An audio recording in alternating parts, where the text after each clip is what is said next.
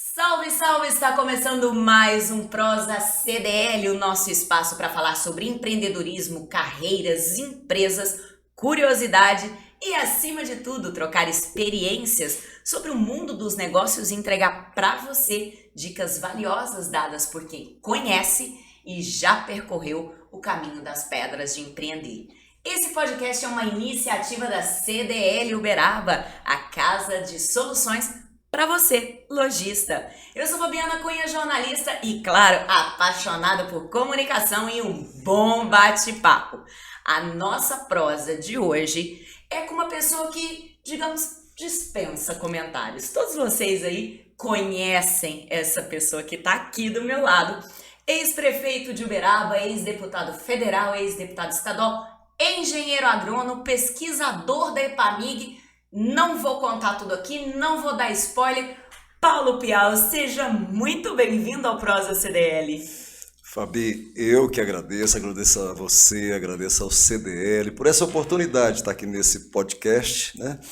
E estou muito feliz de ter sido lembrado, porque a gente quando deixa o cargo, e hoje eu não tenho cargo nenhum público, né? A gente normalmente é esquecido. Então eu quero agradecer por essa lembrança. Muito obrigado. Imagina, você faz parte da história do Uberaba, tem uma íntima ligação com o comércio, com toda a cadeia produtiva da cidade, e não tinha por que você vir aqui não vir aqui contar as suas histórias, compartilhar com a gente, bater um papo bom. E vamos começar de prosa? Vamos lá. Paulo, a maioria das pessoas, digamos assim, vamos colocar em 90% das pessoas da cidade e da região, te conhecem como o ex-prefeito, o deputado estadual e federal. Mas na verdade a coisa não começou bem assim, né? Começou lá atrás, no agronegócio. Engenheiro agrônomo pela Federal de Viçosa. Patureba de Patos de Minas.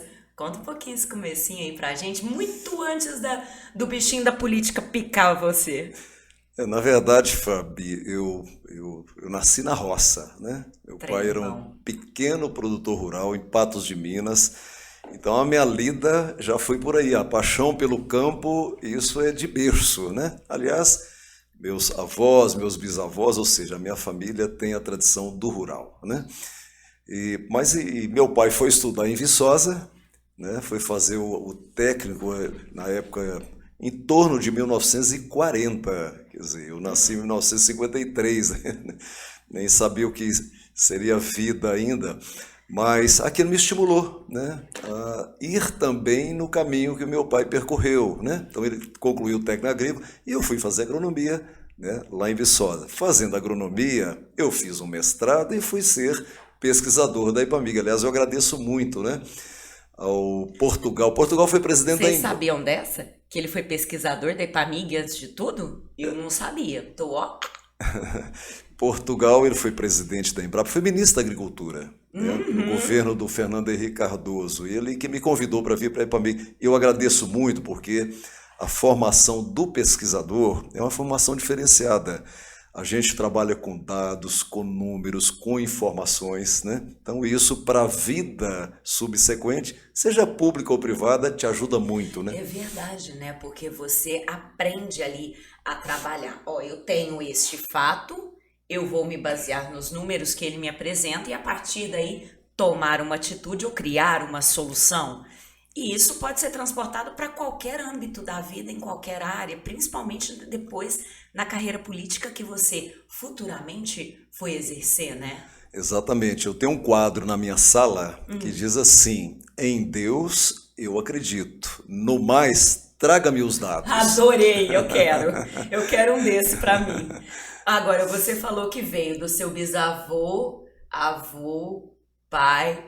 Você, mas teve ramificação com o Rodrigo também, né? Teu filho, que também é engenheiro agrônomo. Sim, teve um que variou, né? O Gustavo foi para fisioterapia, mas o Rodrigo é engenheiro. Ele é engenheiro agrônomo. Hoje ele é coordenador técnico da Cana Campo, né, aqui em Campo Florido, e professor da FASU. Uma feira boa lá de Cana. Opa, ótima.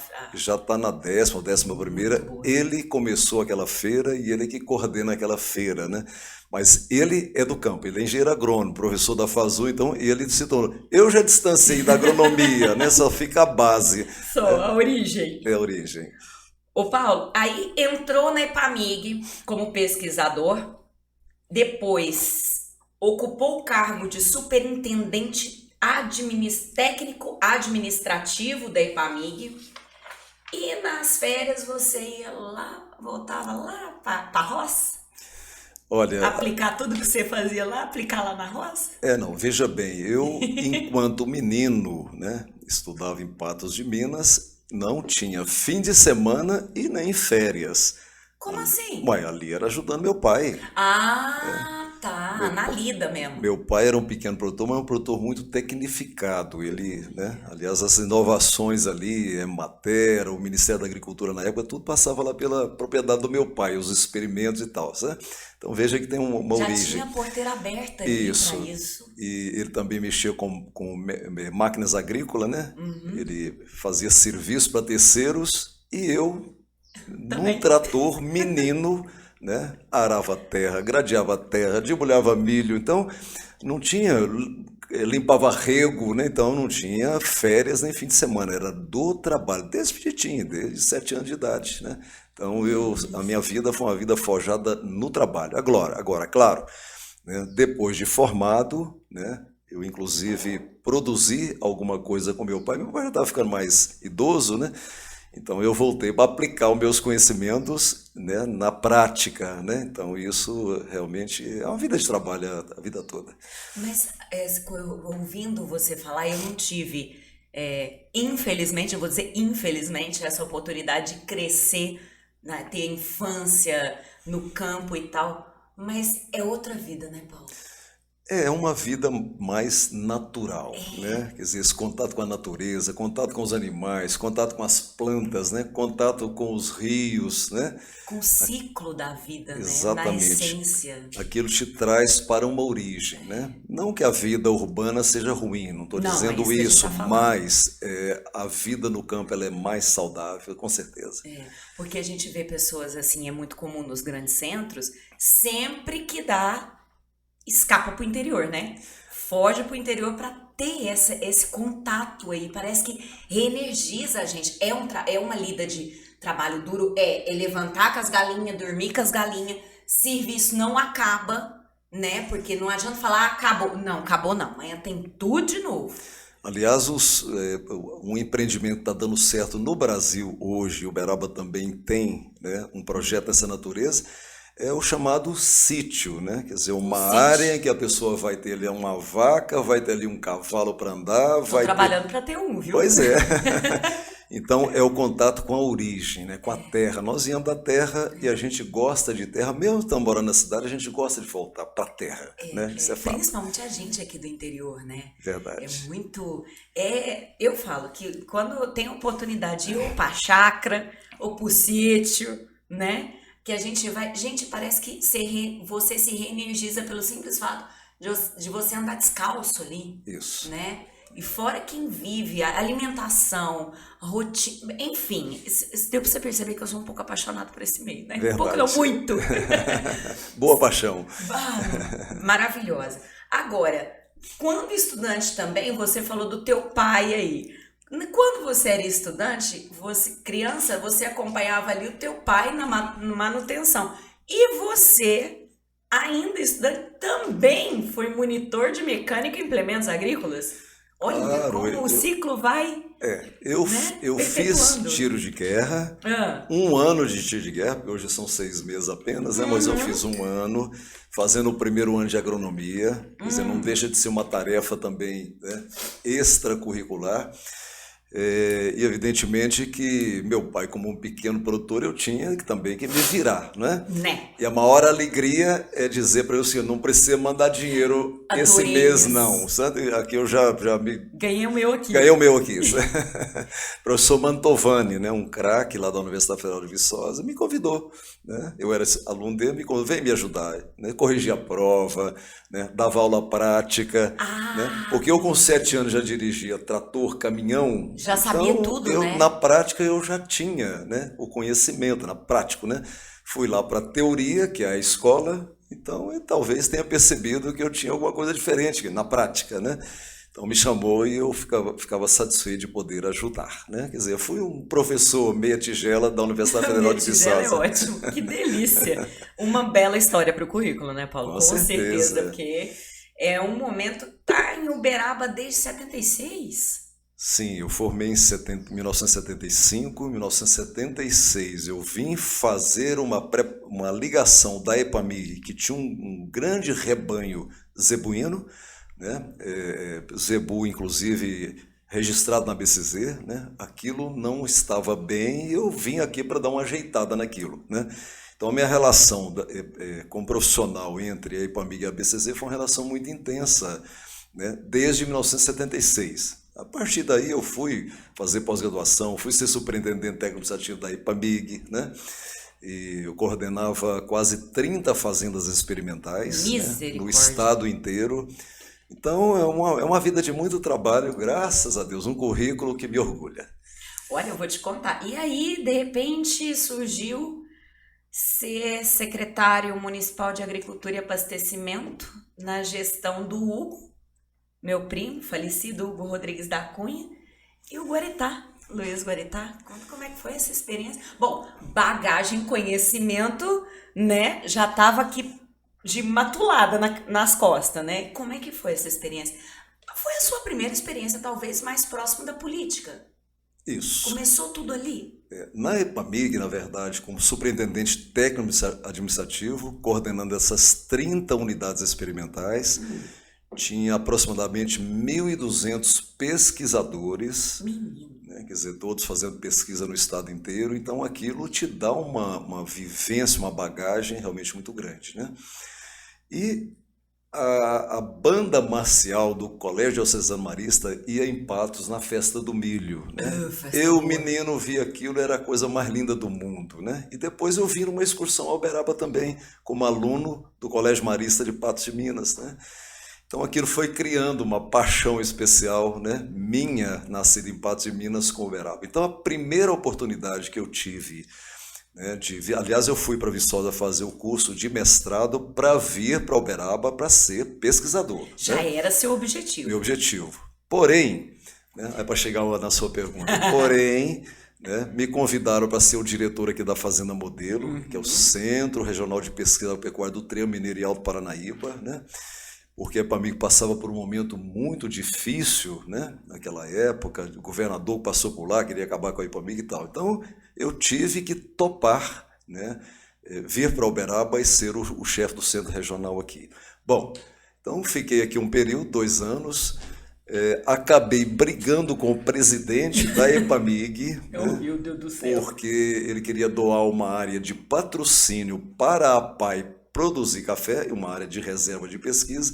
Eu não concordei, então acabei me desligando aqui da chefia do centro.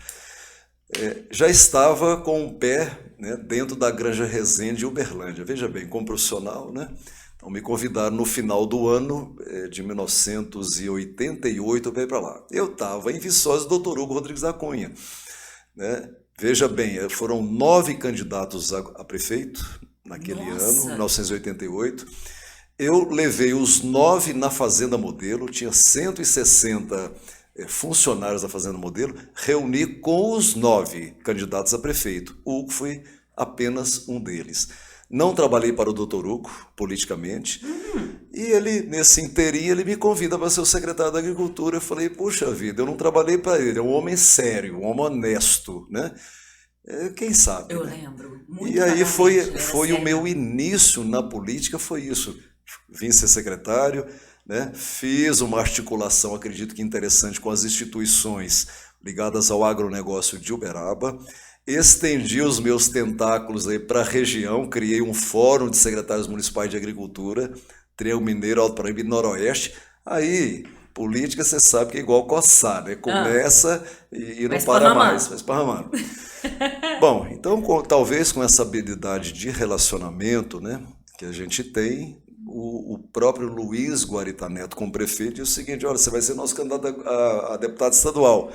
Falei, Luiz, nunca havia pensado nisso. Então, não, mas você arruma 5 mil votos fora que nós arrumamos 15 mil votos para você em Uberaba. Essa foi a conversa. Mas, gente... Então eu acabei, né, sendo o penúltimo, né, em votação, quer dizer, fiquei na tábua da beirada, mas fui eleito em 1994, deputado estadual. Aí em 98, 2002, 2006, 2010, né, aí deu tudo certo, 2012 e 2016, quer dizer, 7 eleições, né, percorridas até hoje. Graças a Deus nunca perdi nenhuma. Pois é, isso aí também que eu ia comentar. Agora, como é que foi para o pesquisador Lacpatos, ali já com uma ligação muito íntima com o Uberaba, ter que ir para Brasília, entrar num universo completamente diferente? Não estou perguntando como político, mas como pessoa, porque a gente está vendo aí nessa eleição atual várias pessoas que estão entrando na vida política agora. Então, eu acredito que eles vão sentir algo que você sentiu. Como é que é, Paulo? Sempre tive vontade de fazer essa pergunta. Como é que é entrar lá naquele universo todo? Fabi, eu já estou na vida, eu fiquei na vida eletiva 26 anos, né? Porque eu só cumpri meio mandato como deputado federal, eu voltei para ser candidato a prefeito de Uberaba em 2012, né? E mais esse período que eu tive gestão pública na IPAMI como superintendente, fiquei 4 anos como superintendente, né? Depois eu fui fazer mestrado em Viçosa. Eu não tenho nenhum processo, né, contra a minha pessoa por qualquer ato de improbidade administrativa, né? Então isso para mim me dá um orgulho muito grande. Então veja bem, o mundo na política é um mundo muito complexo, né? Complexo. Processo eleitoral é uma coisa extremamente complexa, né? E as pessoas às vezes não sabem distinguir o que é uma eleição do que são interesses individuais e pessoais, né? Então, infelizmente, boa parte de quem está na política extrapola esse interesse coletivo e migra para os interesses individuais. Eu, graças a Deus, né, eu mantive a orientação do meu pai, né, que era uma pessoa maravilhosa, né, ética, proba. Então, eu tenho essa consciência comigo aqui, eu vou carregar isso, passo isso para os meus filhos, passo isso para os meus netos, né? Que o que é da gente, o que é do outro, né? Então, agora o mundo da política ele é muito cruel, ele é muito hostil, ele é muito difícil, né? Porque, infelizmente, né, cada um quer ser dominante, né? E para ser dominante precisa fazer muitas vezes coisas erradas, nem sempre, mas via de regra no Brasil é assim. Infelizmente, né, Paulo? Então, por isso é que nós estamos assistindo hoje, né, uma classe dominante na política e mais do que na política, no poder público brasileiro, né, que caracteriza uma ditadura nesse país. Não pense que nós temos democracia. Votar não é democracia. Democracia é o povo saber o que acontece, é ter transparência, né? Transparência, e evidentemente que hoje nós não temos, né? Então o povo, infelizmente, uma grande parte ainda no Brasil é uma massa de manobra, mas isso é orquestrado, né, pela chamada classe dominante do poder público brasileiro hoje, infelizmente. Mas eu naveguei nesse mar revolto, né? Sobrevivi. E como princípio de vida, tá certo, que a gente tem, né, de berço, eu diria assim, né, graças a Deus eu não me corrompi nesse processo. Isso para mim é uma glória, aliás, é uma luz divina, né, porque não é fácil. Eu imagino. E eu já vou completar, vou puxar aqui um gancho nesse tema, porque realmente eu acho que são poucas as oportunidades que a gente tem de fazer essa pergunta por quem viveu tão longamente uma carreira política pública. Eu sempre tive para mim que o político, ele nada mais é do que um prestador de serviços para a sociedade. Então, entra no que você fala, que os meus interesses particulares, pessoais, ficam aqui. A partir do momento que você se coloca à disposição de um cargo público, você está se colocando para servir uma sociedade, para ser a ponte que conecta, né, uma cidade, um estado, um país com as necessidades do povo. E o que você, dentro disso e de toda a sua experiência, o que você diria para alguém que está vendo a gente, que tem a pretensão de entrar numa carreira política ou que até conseguiu, afinal daqui a 2 anos nós temos eleição novamente? O que você diria para essas pessoas? Qual que é, se fosse para você dar um conselho, filho, faz isso, o que você falaria? Fabi, acho que você definiu bem o que é ser servidor público. Pode ser o vereador, o prefeito, o governador, o deputado, o presidente da República. Ele é um servidor público. Quem não entrar para servir ao público com esse conceito está tudo errado. Então ele não serve para ser servidor público. Quem entra no poder público para defender os seus negócios, e eu vou ter a coragem de dizer aqui hoje, do nosso presidente do Senado, Rodrigo Pacheco, que infelizmente pelos interesses individuais de escritório de advocacia não cumpriu o seu papel como presidente do Senado.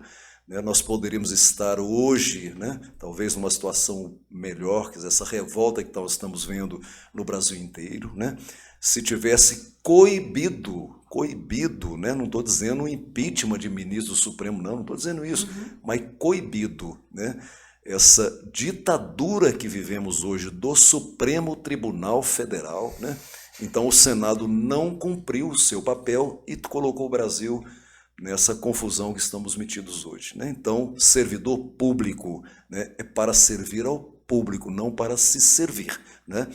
Então, fica aqui essa observação. Agora, nós não podemos desistir do Brasil. Pelo amor de Deus, nunca. Nós não podemos desistir da democracia. Jamais. Que é um processo também imperfeito, mas é o melhor que tem no mundo. E para isso, Fabi, as pessoas têm que participar.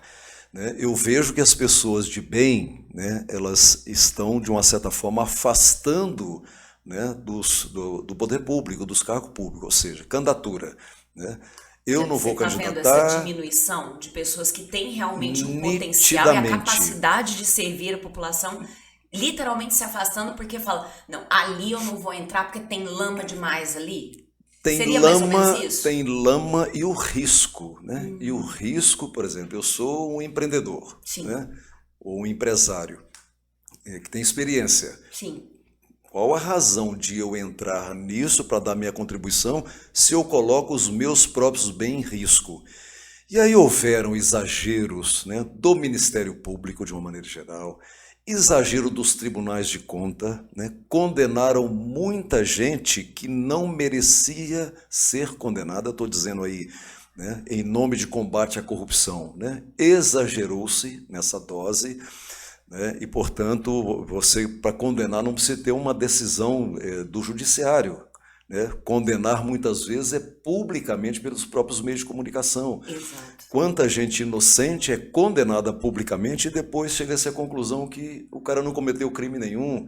Quer dizer, então nós não podemos inverter essa lógica. As pessoas têm que ser inocentes até que se prove o contrário. É a presunção da inocência, Exatamente. Aqui no Brasil inverteu-se isso aí. A pessoa é bandida até que ela prove o contrário. Então, esse conceito está afastando as pessoas de bem de participar do poder público, de candidatar, seja a vereador, a deputado, a prefeito, a governador. Então a pessoa prefere ficar alheia ao processo. Isso é muito ruim, porque não renova, não recicla com pessoas que têm muito a contribuir. Aqui o Brasil tem vários exemplos. Eu tenho conversado, estou falando isso porque eu tenho conversado com pessoas que eu falo, você tem que dar a sua contribuição para o poder público, ser um empresário bem-sucedido, Tá na hora de você entregar isso para os seus filhos, para um executivo e dar exatamente esse medo, de envolver no poder público. Isso é uma fase da democracia, mas nós temos que vencê-la rápido. Mas para vencer, nós temos que enfrentar. Então fica aqui a minha recomendação que as pessoas de bem, as pessoas honestas e as pessoas que têm experiência, vivência, não estou dizendo experiência de poder público, não, vivência, dê a sua contribuição, candidate a alguma coisa, né, pública para a gente melhorar o quadro, né, que está aí. Senão a gente vai continuando com a deterioração e isso não é bom. Não é bom. Nunca é bom, né? Isso. É pra frente que a gente tem que andar. Exatamente. Não estagnar ou voltar às velhas formas. Exatamente. Jamais, né?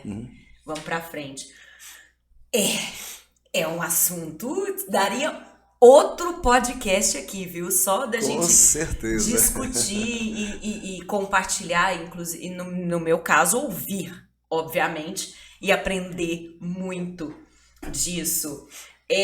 Outra coisa muito importante, na pesquisa, no bate-papo que você teve prévio com o nosso assessor, Lúcio Castellano, beijo, Lúcio, você fala uma frase muito interessante, que você diz: a vida te impõe. Você fazendo as coisas com transparência e com lealdade, tudo dá certo. E tenho contribuído com a sociedade pelas áreas da pesquisa, inovação e na área de política. Por exemplo, complementando isso, hoje você faz parte da Rede Mineira de Inovação. Eu queria que você comentasse essa frase e também o que é a Rede Mineira de Inovação pra gente. Ainda estamos nesse caminho aí que é da pergunta anterior, né? Sim, olha, tem gente para tudo, né? Eu diria assim. Eu fico olhando as entidades assistenciais filantrópicas de Uberaba, né?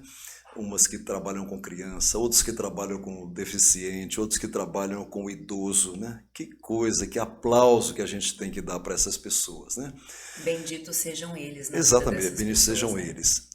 Eu dou a minha colaboração graciosamente na Rede Mineira de Inovação, né, que é onde congrega as universidades, os institutos de pesquisa. Quer dizer, é uma conversa para lá de alta, né?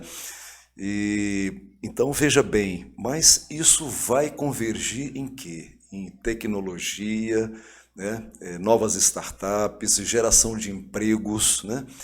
E eu acho que o emprego, né, não tem nada mais social do que você dar a oportunidade a uma pessoa de aprender e de trabalhar.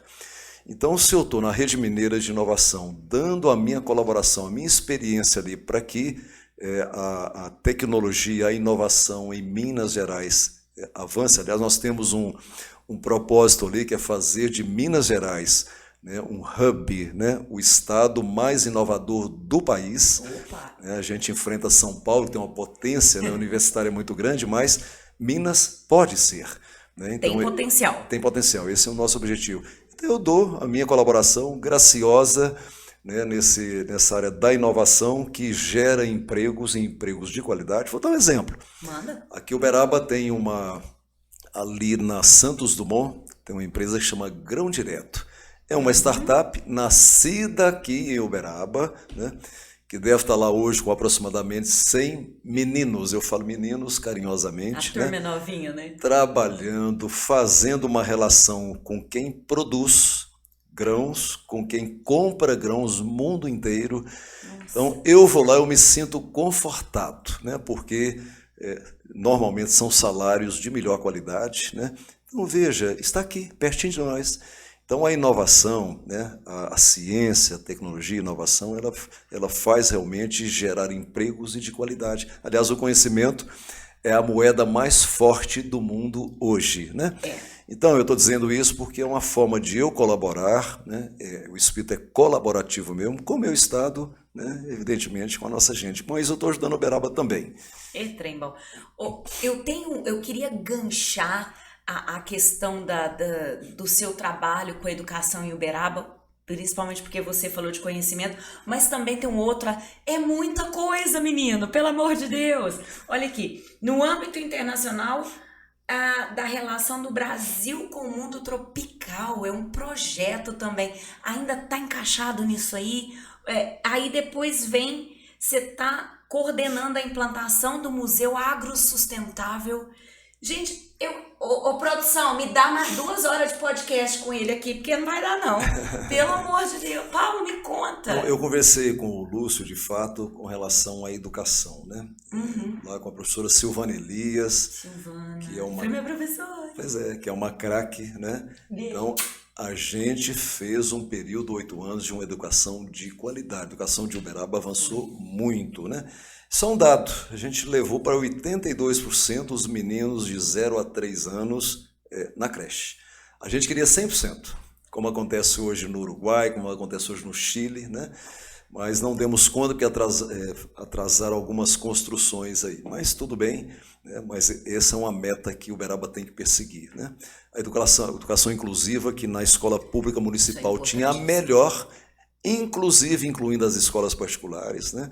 Então são coisas dessa natureza que deixam a gente muito feliz. Agora, com relação ao atual, né? Eu estando fora de poder público, tem nada ligação nenhuma com vale poder lembrar público, isso, né? não tá, olha, desconectou geral, Desconectou viu, gente? geral, Desplugou né? da tomada. Então eu estou num projeto de âmbito internacional, né? Que é a ligação do Brasil, tecnologia do agronegócio, né? Com o mundo tropical, aí envolve a América Latina, envolve a Ásia, envolve a África, né? Então, um projeto muito importante, porque o Brasil é o país que tem a melhor tecnologia tropical, eu digo aqui, do setor agropecuário do mundo. As pessoas não atinam para isso, não né? Atinam. E Uberaba tem potencial para ser o celeiro alimentar do mundo inteiro. Exatamente. Uberaba deu uma grande contribuição para o desenvolvimento do Cerrado brasileiro. Pouca gente sabe disso também. Vamos lá. Primeiro pé de soja que entrou no Cerrado brasileiro foi Uberaba. Primeiro pé de braquiária que entrou foi aqui Uberaba, né? Então, veja bem, tem a nossa bolsa de arrendamento, né, do Zé Humberto Guimarães, que inventou isso enquanto servidor da carteira agrícola do Banco do Brasil, que trouxe o produtor do sul para o norte do país. Então, Uberaba é uma cidade diferenciada. E com isso, né, a gente fala que nós somos a capital brasileira do agronegócio. E somos. Efetivamente. Ribeirão Preto fala que é eles, né? Tem uma placa lá numa avenida dizendo assim, Ribeirão Preto, capital brasileira do agronegócio. Fala para eles, nós temos cana também, nós temos boi também, a maior associação de raças zebuínas, de raças bovinas tá aqui. Girolando tá aqui. Ó, presta atenção, aí a briga aqui é feia. Uberaba é a capital brasileira do agronegócio. Estou falando tecnicamente, sim, tecnicamente sem paixão. E uma das contribuições foi a Fazenda Modelo, né, onde eu fui diretor. Tecnicamente sem paixão. Fazenda Experimental Getúlio Vargas, criada na década de 30 por esse presidente estadista chamado Getúlio Vargas. Criou não só Uberaba, a Fazenda de Uberaba para melhoramento das raças zebuínas, mas criou outras 49 fazendas desse jeitinho, Brasil afora. Então, um estadista, né? E é exatamente ali, tem um núcleo, né, histórico que já é tombado pelo patrimônio histórico do município de Uberaba, e é ali que a gente vai construir o Museu do Agro Sustentável Alisson Paulinelli. Nós vamos dar o nome, talvez, do maior brasileiro vivo, né, que fez da agricultura, da agropecuária brasileira a melhor do mundo tropical. Né? Esse merece. Então é um museu, um projeto grande, né? É um mega projeto, é projeto para coisa da ordem de 100 milhões de reais. Uau! Muito baseado na tecnologia da informação. Só para te dar um exemplozinho. Manda, dá um spoiler. Se aquela Greta lá da Noruega, né, que fala muita bobagem, né? Ela é uma ativista do meio ambiente, tá tudo bem, mas fala muita bobagem, né? Se ela quiser saber o que está acontecendo hoje, a ocupação das terras de Tefé, lá no miolo da Amazônia, ela vai poder entrar através, né, do nosso sistema de tecnologia da informação do museu, que será construído em tempo real. Ela vai poder, porque o museu é real e virtual, ela vai poder saber tudo que está acontecendo. O Brasil não tem nada para esconder do mundo, temos erros.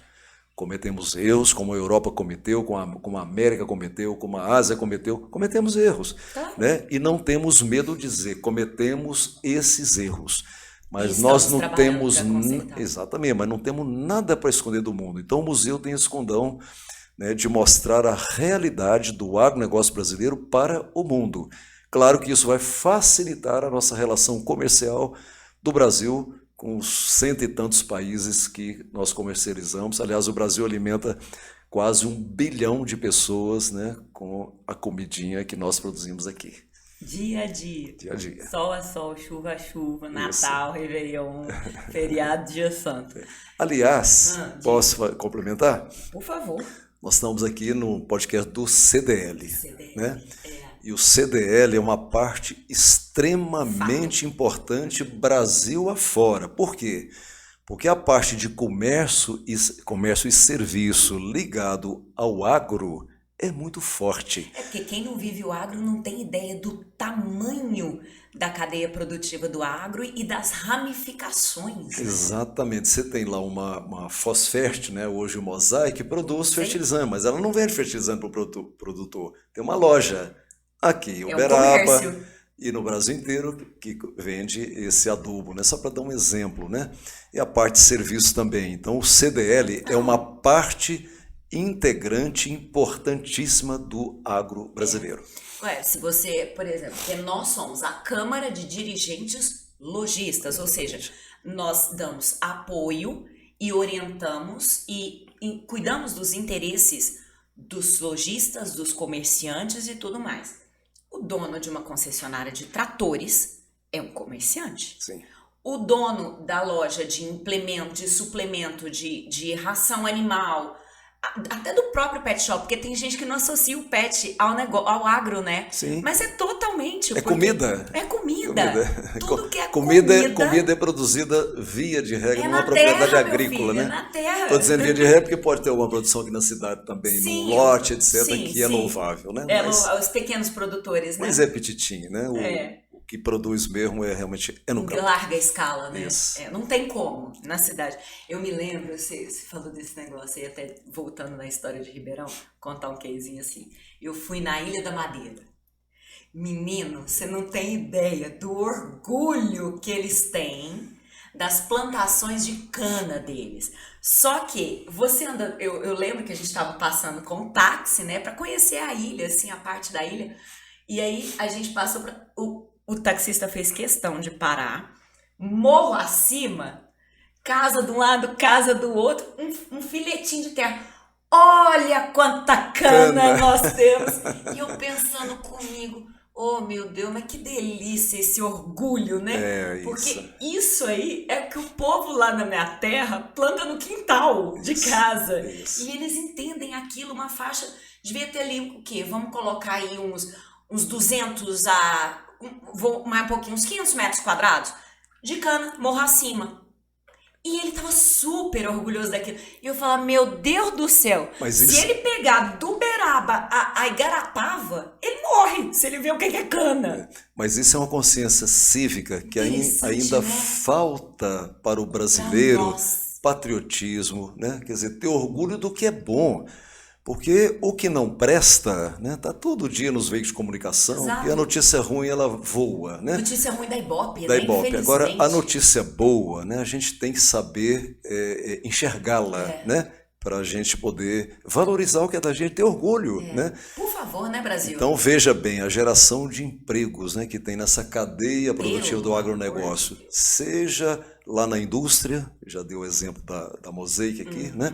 Seja numa loja que vende um produto, o fertilizante, né?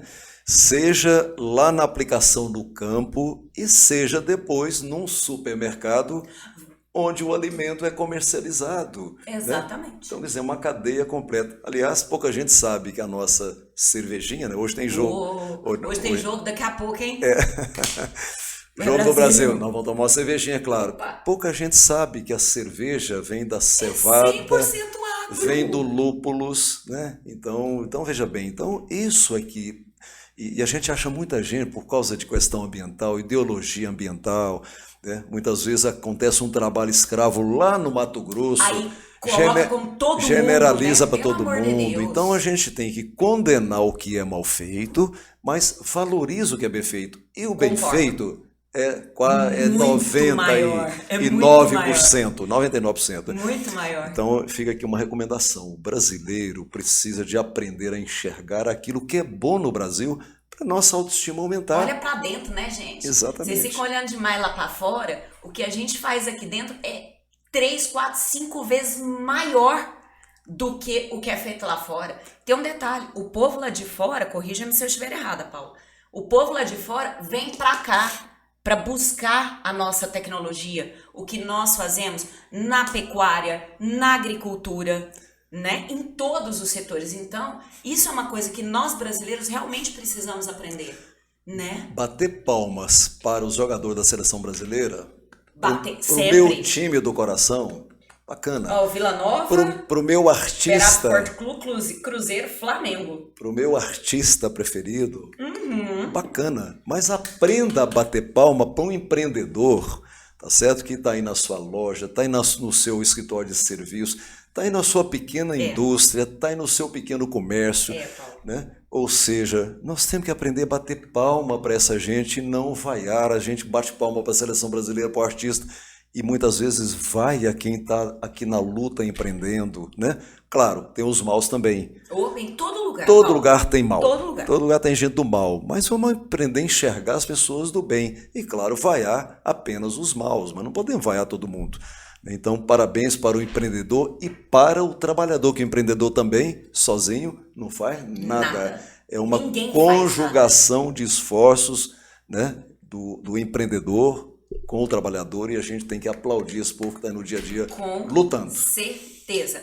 Agora, você quer ver eu jogar outra polêmica aí, que quem desconhece acha que são opostos e, na verdade, são complementares? Você foi relator do Código Florestal Brasileiro. E muita gente que não vive, não entende o agronegócio, acha que o agro destrói, que eles são opostos e, na verdade, eles são completamente complementares. Sem um, não tem o outro, e vice-versa.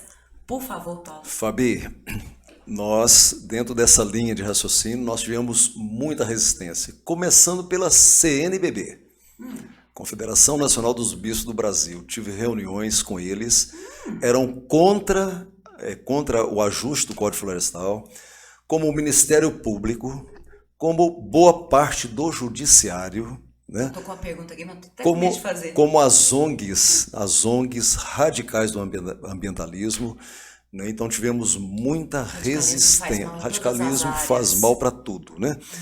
E, na verdade, nós vencemos isso. O mundo não queria, o mundo, né? WWF, Greenpeace, aquilo é uma resistência a mudar o Código Florestal. Mudamos. E o dia que eu vi que o relatório estava bom no ponto, foi o dia que eu comecei, que eu apanhava das ONGs, apanhava de Ministério Público, apanhava do presidente da CNBB, né? Estou falando assim porque estou contando fatos reais, né? É isso que eu estou entendendo. Eu tô com essa pergunta na cabeça, mas eu juro por Deus que eu vou fazer.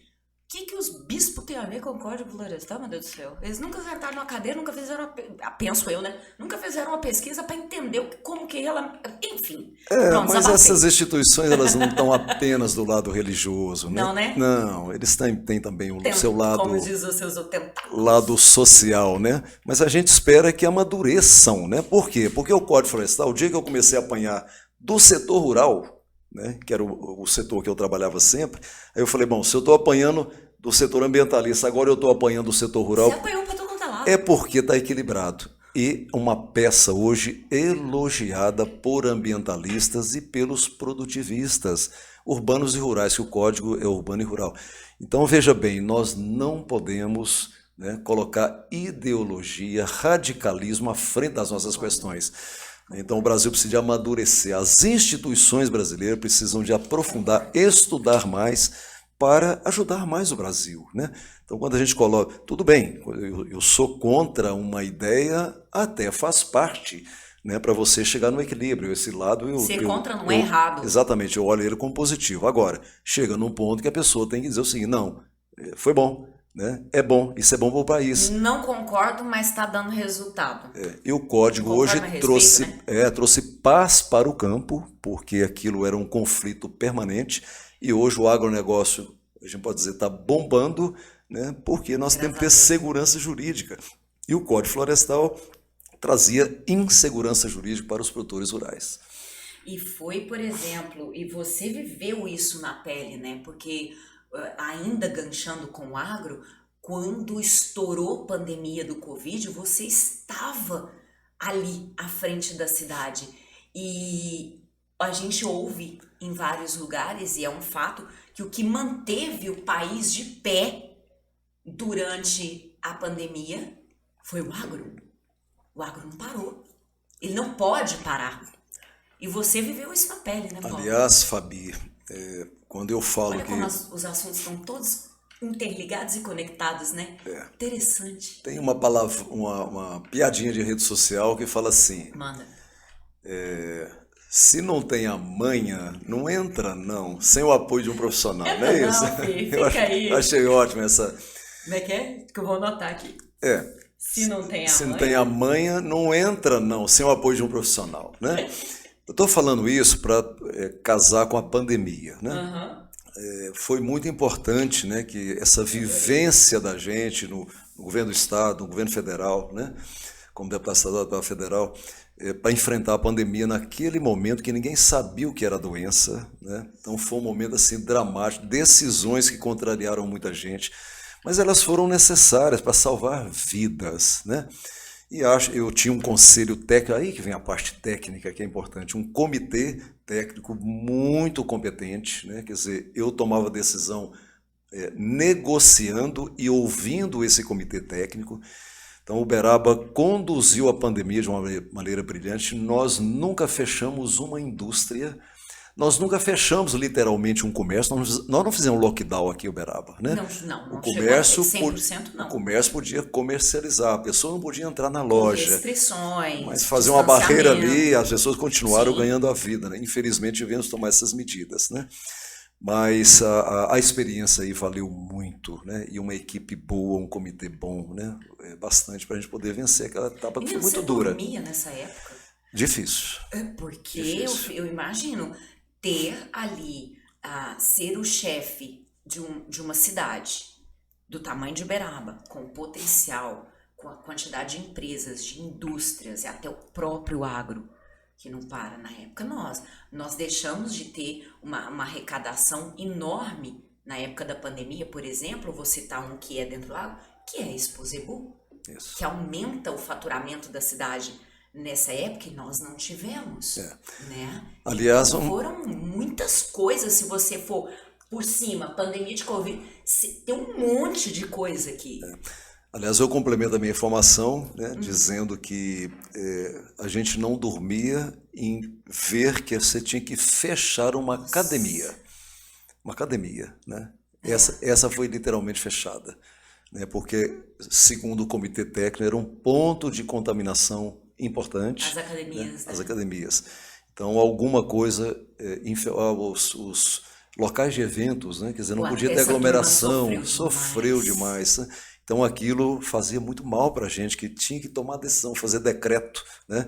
E tomar medida que contrariava o interesse da comunidade. Aquilo é muito doído. Mas, olhando para o retrovisor, né? Acho que tomamos as medidas com a informação que tínhamos, as melhores possíveis. Nunca fechamos uma indústria. E o agro, né, novamente, nunca parou. Né? Ele não para nunca. Isso.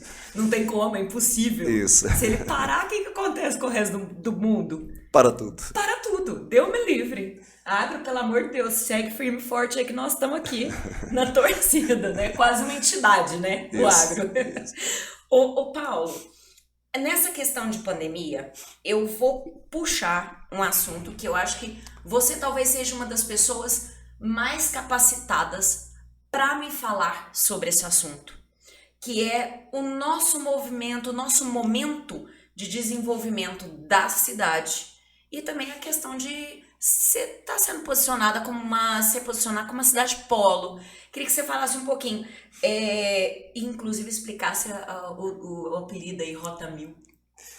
Tudo bem, vou começar pelo Rota 1000. Né? Tá bom. Rota 1000 é um projeto que visa uma faixa de 200 quilômetros para a esquerda e para a direita da BR-050, de São Paulo a Brasília.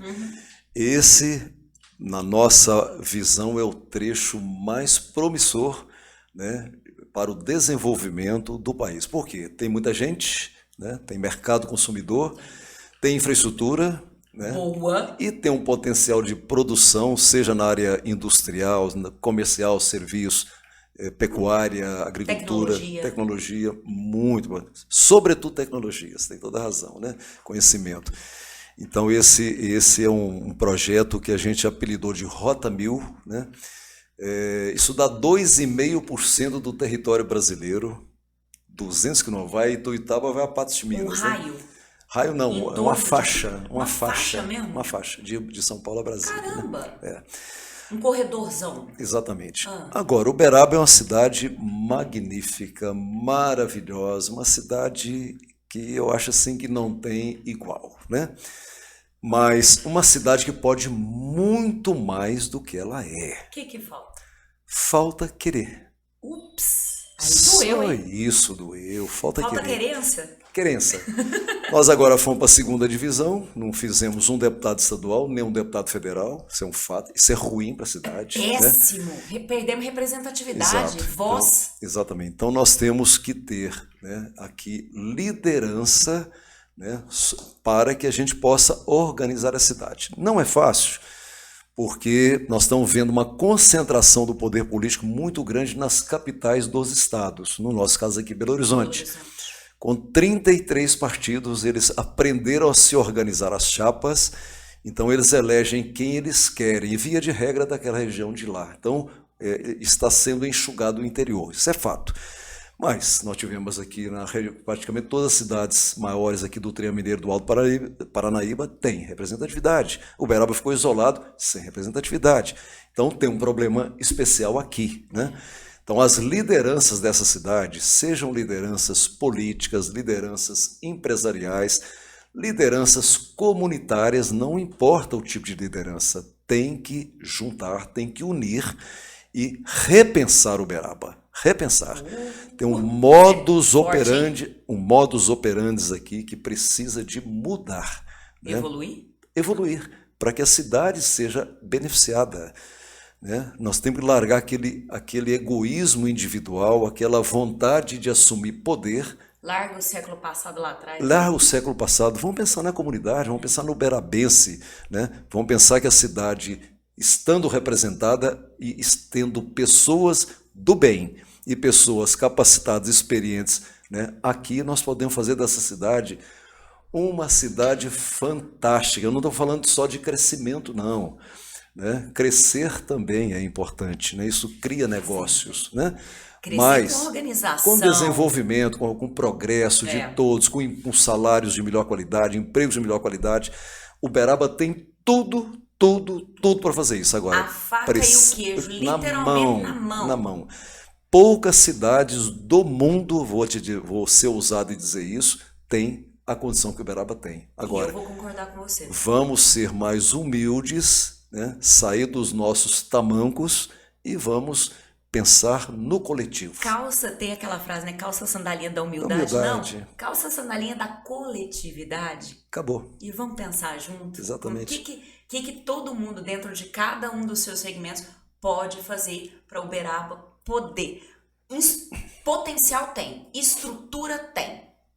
Então, o problema não está na parte técnica, digamos assim. Está nas pessoas sem querer. Aliás, eu vou afirmar mais uma coisa aqui por experiência. Né? Tá aqui você. O grande problema do Brasil hoje, né, envolvendo o poder público e a iniciativa privada, né, chama-se o individualismo. O egoísmo, a avareza de querer ganhar sozinho, de querer ser feliz sozinho. Gente. De querer ser feliz sozinho. Ninguém é feliz sozinho. Né? Então, acho que nós temos que mudar o conceito, porque quando o coletivo vai bem, o indivíduo vai bem. Não adianta o indivíduo ir bem se o coletivo não for bem, não vai ser feliz. E a grande meta, né, do ser humano é ser feliz, acabou. Por favor, e Uberaba tem condições de ser mais feliz. Basta a gente calçar a sandália da humildade. Da humildade também. Eu acho que você, numa palavra, você resume muito bem aqui no texto tudo isso que você diz. Falta ousadia. É isso aí. Essa é a palavra. É isso aí. Sejamos mais ousados, uberabenses. Ousadia, coragem de mudar aquilo que deve ser mudado, né? Evidentemente, conservar aquilo que dá certo, nada contra o conservador, né? Mas isso é possível. Coragem, ousadia, né? Então está faltando isso na minha avaliação. Eu não sou de Uberaba, não nasci aqui, mas já tenho a cultura daqui, né? É perfeito para poder fazer uma análise Você dessa. pode ter nascido em Patos, mas berabense você já é também. Aí nós vamos dividir você 50%. 50% é de Patos, 50% do Uberaba. Pode ser, para dar um equilíbrio aí no jogo? Eu vou ser franco. Eu falo que eu tenho 3 terras. Eu nasci em Patos, formei, casei em Viçosa e vim fazer minha vida em Uberaba, né? Mas hoje... com a gente. Não, hoje eu sou uberabense de... Não, mas eu também não sou. Eu sou nascida em Montes Claros, criada aqui desde criança. Então, bacana. eu só nasci em Montes Claros, no meu caso. Eu me considero uberabense de paixão, eu amo essa cidade. Às vezes falo mal, que não sei o que não sei o que. Pergunta, você sai? Sai nada. Não. Ó, tem um imã aqui que segura a gente aqui, eu acho que é a água. Acho que é a água. Como você diz, é daqui para o São João Batista, né? Misericórdia, que Deus nos proteja. Ó, aguenta a mão aí, viu, Deus? Espera um pouquinho que nós temos muita coisa pra fazer aqui Espera ainda. um pouquinho, não, espera muito. Por favor, né? Demora, pega minha senha e joga lá pro final. Isso. Paulo, a pergunta que não quer calar. Pretende voltar à vida pública nas próximas eleições? Olha, quem se meteu na vida pública nunca mais sai da vida pública, né? Eu, quando faço parte de uma rede mineira de inovação, eu estou em contato com... disputar a eleição aqui, menino. Entendi. Entendi. Veja bem, a gente tem discutido isso muito, né, com vários segmentos da comunidade de Uberaba. Há preocupações, sim, né? Uberaba deu uma travada, né? Eu não quero fazer crítica pequena, não é isso, sabe? Mas nós precisamos de repensar, nós precisamos de oferecer um projeto alternativo para essa cidade. Então, candidatura, isso só vai acontecer, essa decisão, em 2024, né? Eu não digo nem sim e nem não. Eu prefiro até, né, que apareça uma liderança com experiência, com vivência, que seja capaz, né, de fazer de promover essa liderança e fazer essa cidade explodir, né? Quer dizer, avançar muito mais, e ela pode, né? Então eu prefiro que apareça, né? Eu prefiro até ficar no bastidor. Mas se houver necessidade, nós temos que estar preparados para ajudar efetivamente Uberaba, né? Então eu vejo que é uma cidade de potencial, mas tem que ter liderança capaz de reunir. Vou dar o exemplo da Mosaic. Quando o Centro de Soluções Compartilhadas queria ir para Uberlândia. Aliás, foi para Uberlândia, né? Literalmente já tinha decidido ir para lá. Juntamos, né? Quer dizer, aí eu fiz um processo de liderança, sim, juntamos todos, as entidades de classe, os clubes de serviço, né? As igrejas, as entidades de empreendedores, de trabalhadores, todo mundo, revertemos o quadro. Literalmente falou, né? Turma, chega aí, estamos perdendo aqui, ó. Exatamente. Vamos trabalhar para trazer de volta. Perdemos uma Heineken, agora, né? Não vi esse processo de juntar Uberaba. Como aconteceu. Exatamente, para poder garantir e ir em cima do governador, do pessoal da Heineken. Não vi. Quer dizer, isso é fundamental. Ninguém faz nada sozinho. A gente faz em coletividade. Se o interesse é Uberaba, né? Qualquer entidade, qualquer instituição, por menor que seja, uma associação de bairro que seja, era importante para estar junto e a gente defender os interesses dessa cidade. É verdade. Paulo, a gente está chegando ao finzinho do nosso podcast, tem mais um monte de assuntos aqui que eu gostaria de conversar com você. Produção, quero o segundo episódio com ele, tá? A revanche, quero. Ô Paulo, pra gente encerrar, de toda essa sua experiência, conexão com o agro, vida pública, aprendizado, desde lá na roça com seu pai até chegar hoje, ser um relator de um código florestal, passar por cargos públicos de expressividade, com muita responsabilidade embutida também. Que você, se você olhar para trás e fazer um retrospecto, quem é o Paulo Piau aqui hoje? O maior orgulho é ser ficha limpa. Graças a Deus, nunca fui impedido de nenhuma candidatura, não tenho nenhum processo, né, na justiça por qualquer desajuste no poder público, né? Ser uma pessoa que amo a minha família, adoro minhas netinhas, né? E tive a sorte, inclusive, dos meus filhos morarem aqui também, né? Então minhas netinhas tudo pertinho. E uma pessoa temente a Deus, né? Quer dizer, então eu acho que isso para mim é felicidade. Missão cumprida. Missão absolutamente cumprida. E o que ainda falta? Eu tô com 69 anos, né? Tá novo ainda. Cheio de gás, cheio de saúde, né? Ando aí 140, 160, 180 quilômetros de bike, sem problema nenhum. Turma. Aí, ó, é da turma da bike, viu? É isso aí. E, então eu tenho muito a contribuir. Eu brinco, né? Falo assim, eu vou trabalhar até os 100 anos e depois dos 100 eu vou pensar em diminuir um bocadinho. Aí dá uma desaceleradinha que já tá bom, né? Mas estou aí para trabalhar, seja no público, seja no privado, né? Estou aí para ajudar o coletivo. Claro que eu tenho que cuidar da minha família, tenho que cuidar, né, dos meus interesses, mas o meu pensamento é pelo coletivo e espero que principalmente quem está na vida pública, pense nisso, né? Não entre para o poder público se você não pensar, em primeiro lugar, no coletivo. Que Deus te ouça, Paulo. Amém. Paulo, manda um beijão para Heloísa, para seus filhos, para suas netinhas, seus netos lindos, gostosos. Saudade da Heloísa, faz tempo que eu não a vejo. Muito, muito, muito obrigada por ter esse bate-papo aqui com a gente. Foi muito bacana. Primeira vez que eu tô tendo a oportunidade, já tive a oportunidade de te entrevistar outras vezes, mas é muito rápido. Pela primeira vez aqui a gente tá frente a frente, eu pude te conhecer um pouco melhor. Estou muito feliz com isso. Muito obrigada pela oportunidade. Gostei do bate-bola, mas bate-bola só dá certo quando você tem 2 bons jogadores, né? Então, se eu respondi à altura, né, porque você soube também competentemente fazer as perguntas à altura. Parabéns. Muito, muito, muito obrigada. Gente, esse é Paulo Pial. E aí, gostou? Então faz o seguinte para mim. Tá vendo esse botãozinho vermelhinho aí escrito se inscrever? Clica nele e ativa o sininho. Sabe por quê? Assim você vai saber quando a gente publicar um episódio novinho em folha para você. Segue a gente também nas redes sociais CDL Uberaba. E olha só, outra coisa. Tem algum comentário, dica, sugestão de convidado para sentar aqui pra gente bater aquela prosa? Então coloca aí nos comentários pra gente também. E é o seguinte, quer saber mais sobre tudo o que a CDL pode fazer pelo teu comércio, pelo teu negócio?